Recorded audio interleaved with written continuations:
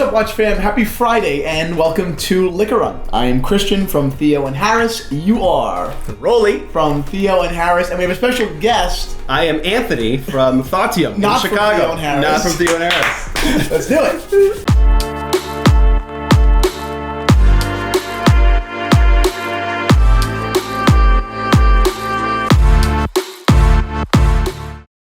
All right, before we jump into today's full conversation, a quick wristwatch check. Dad, what are you wearing?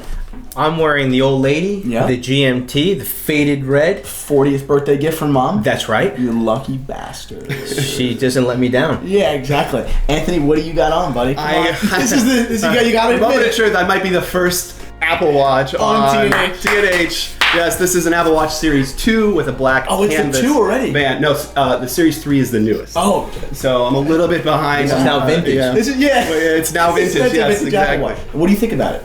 I love it. I'll tell you, I had mixed reviews probably the first 6 to 8 months, but it's very much become an extension of my phone, which is an extension of myself. Okay, I want to get into that more in a minute, but I am wearing a Rolex reference 1601.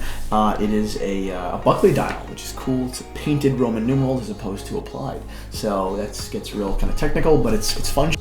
So let's get back into really, let's lay some groundwork. Who are we as a group? How do we know each other? Let's tell everybody. You want to start, Dad, Anthony? I would love to start. Anthony and I met at a San Francisco-based DNA testing company back in November of 2015. And we were launching a new division in that company, and I had the great fortune of coming across Anthony in his training laboratory and thinking about training in a different way. And I saw the passion in this guy and how he was thinking about something that I'd experienced many, many times over the course of the years in the pharmaceutical industry. Awesome. But this guy was doing something very different. And I said, I can't believe I'm actually learning and liking learning genetics. Yeah. Because this guy, the way that he was the platform that he had created to learn it was very engaging. Yeah. That's very interesting. I think that every time that I've seen a disruption in a market, I was introduced to that market with that disruption. Do you know what I'm trying to say? I was never into marketing until I realized that there was a marketing revolution, right? Whereas you saw the training, right, your whole career, and then you saw someone literally come in and say, whoa, wait, let's think about this differently. Very cool. Yeah. Totally different than my experience with it. But let's be honest. Rolly, you and I really connected over a bottle of Spanish red wine. And of course it was, right? It was a dinner event. That's right. And it was after a later work session. It was a dinner event, and I saw how passionate Rolando was about his wine. Right. And he knew how passionate I was about the learning experience, and I think that's really where we overlap. And that's right. We connected a good bond from there. Right. That's a good call. Let's crack open a bottle of wine and let's continue our conversation. What are we drinking, Daddy? So in line with the passion for Spanish wine, we're doing a Faustino Rioja. Nice. Okay, so I'm just a slut for Spanish wines. That's just a good sound. Just cut it at slut. Yeah. I am a slut. New Jersey man fires from job. I love Tempranillo, the Tempranillo grape. It is a modest tannin. It is such, and I hate using this term, food friendly, but in fact it is. Yeah. There could be a little gaminess to it, which just makes it even more wonderful. This wine has not seen a lot of aging because it's a young wine. Maybe 2 to 3 years of aging in totality in oak barrel. But so it's going to be very fresh, very fruit forward. It's a 2014. And it's really meant to be drunk just like this, with some cheese, with some meat, some membrillo, and let's nice fresh berries, a little hint of oak on this wine, and that's why it's just a little kiss. I can pretend that I do. Okay, so what should we be expecting out of this class? For me, it's a fruit-driven wine, not sweet or jammy in any way, because there's good acidity to it, good fruit, modest tannin. I find it a medium-bodied wine. It'll stand up to some roast meat. I think it would even be lovely with Sunday sauce. Which is what happening. Because it's got good acidity and good acidic backbone, and great with cheese. So how can you beat this? No, this is perfect for our It's an $11 bottle of wine. Cheers, guys. Cheers. Thanks for coming, Anthony. Thanks for coming. Very much. To you. Appreciate it. Yeah. Very nice, fresh. Wow, that's delicious. Way easier to drink than I thought it was going to be. Very good. I expected like a real almost overpoweringly dry wine, but it's not at all. It's not, and it's 100% Tempranillo. So there's no other blend in here. A true expression of that grape. Wow. So I'm a huge fan. All right. All I know is I've been here for less than 2 hours, and I have olive oil all over my pants and a beautiful glass of wine in my hand. So get any better than that. Typical experience here at TNH. Okay, so all right. So let's jump back in. You were just saying before we started recording, right?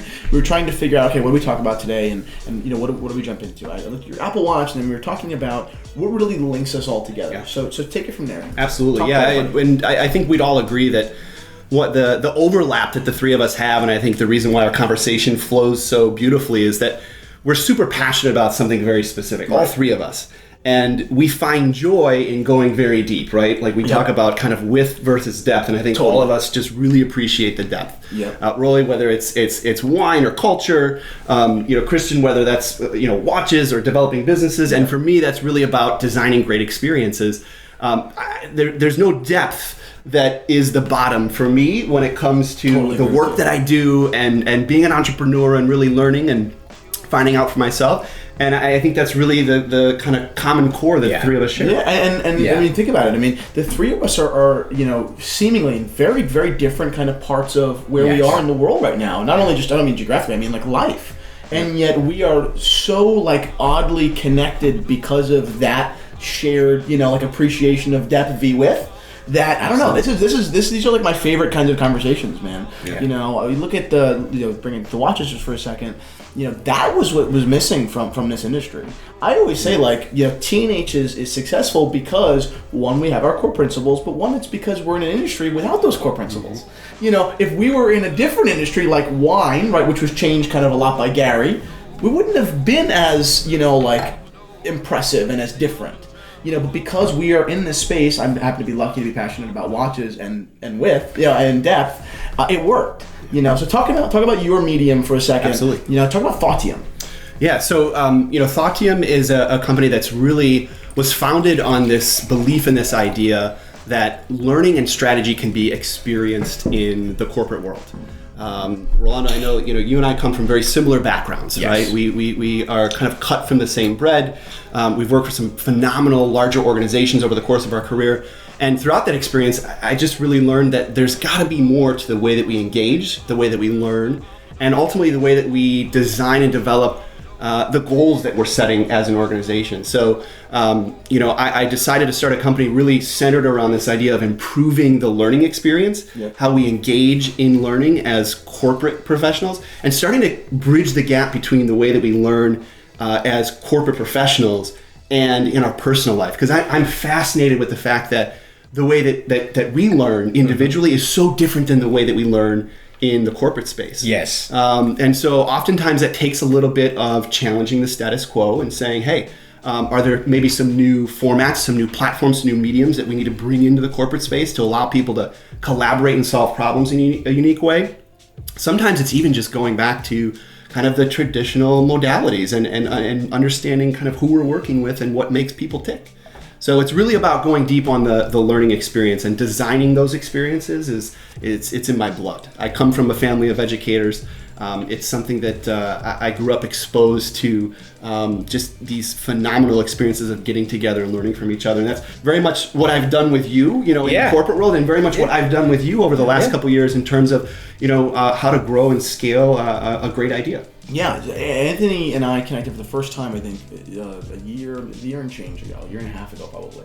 My dad was working with Anthony at the time, and he was like, listen, this sounds weird, but there's this guy at my company, and he's a really cool guy. You're going to really like the way he thinks, blah, blah, blah, blah, blah, blah. connect with them on the phone. I was like, done, no problem. So over the course of the last, year and a half, which has without question been the most formative time for Theo and Harris, without a doubt. We've been around for, a little under 3 years, 2 and change. But this last year and a half has been incredible as far as, really figuring out what's going to work and then actually executing on it, as opposed to, being like abstract, like, oh, how do I figure out how to build a company, and Anthony is one of the few people, without borrowing my parents and my close family, that I would feel comfortable with connecting with on the phone and talking about business and talking about, wasn't ever about making money. We never talked about how much, it was not the point. It was, how can we design a blueprint, which is very easy fundamentally because we understand, we have the same core principles, but how do we actually build from that? Yep. And, you look on the back wall here and it's like, this is, like, this is the starting point. These are the starting points, and it's so true. Yeah. So talk about, just quickly, leaving your job, right? Because you had a job. It wasn't like you didn't, No, and I had a very specific career path that was starting to unfold as well too. One of the things that I believe very strongly in is that, learning, which is again what I'm super focused on, begins when you step outside of your comfort zone. And I think that's another thing that maybe really connects the three of us as well too, is this propensity to want to live in the discomfort, because that's where all the good stuff happens, right? And a lot of these, the literature that we read and the people that we follow really start with this idea of thinking differently, but not only thinking differently, executing on it. Right. Even if it means being uncomfortable in that state of execution and trying new formats and trying new mediums. For example, I'm fascinated with video and video content and how that is changing the shape of not only small entrepreneurial ventures, but it's starting to change the way that we communicate even across LinkedIn and as corporate professionals. Yes. And that's where I really start with exploring in the discomfort, owning it, and then bringing that in and challenging my clients to think a little bit differently about, how comfortable are you in the space when you sit down and you're designing strategy, or you sit down and you're putting together a workshop. Should we maybe start to think about things a little bit differently? Should we challenge people to get up out of their seats and communicate in a little bit of a different way, so that we can bring that disruption and that change to our everyday? That's just music to my ears. It really is. Yeah. And now you, Dad, coming from in my experience, from what I know of all the people that you know from work, you know some amazing people. Yes. But you didn't have really too much experience with guys like Anthony, really. No. And that's what was so wonderful about sitting in the training class that Anthony had just he was in the beginnings of putting together this disruption, this different way of thinking. And I sat in on, and I watched for almost a year this plan flourish, if you will. Like actually, I was one of the people in that car, right, being driven by Anthony's training team. Now, what was so unique from all the other training classes that I had experienced over the past 20 plus years was I'm going to use the word multi-channel engagement, okay? And it was this thing that he called the box of awesome, where he was getting people, excited about, what the hell is in the box of awesome, in this contest about, really taking people, raising their level. Right. It was about, making content very digestible. Right. And learning things that you knew nothing about, and actually getting to a level of proficiency you can go out and talk to an expert. Right. So it was a lot of snippets. Yeah.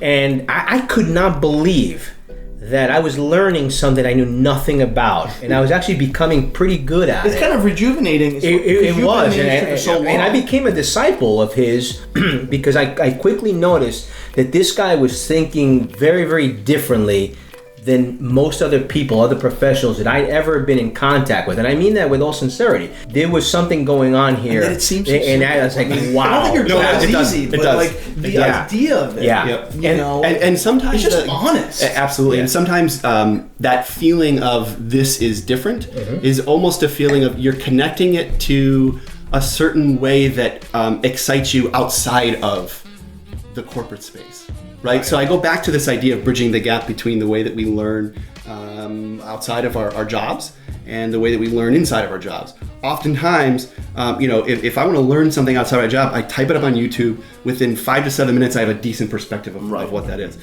Why, in the corporate space, do we have to sit in rows of desks and read 300-page manuals about products just to say you did value propositions? Just check it off the list. So oftentimes, when you talk about that multi-channel effect, oftentimes that means just offering variety, creating choice. Right. And that's not necessarily a language that is spoken in corporate America. And that's something I'm super passionate about. To me, and once again, I've never really even had a job, nonetheless work. Like I was gonna say, I never worked in the corporate world. This is my. I worked at Lord & Taylor for about 6 minutes, and I think I was fired, or I was never called back. One of the two. Both.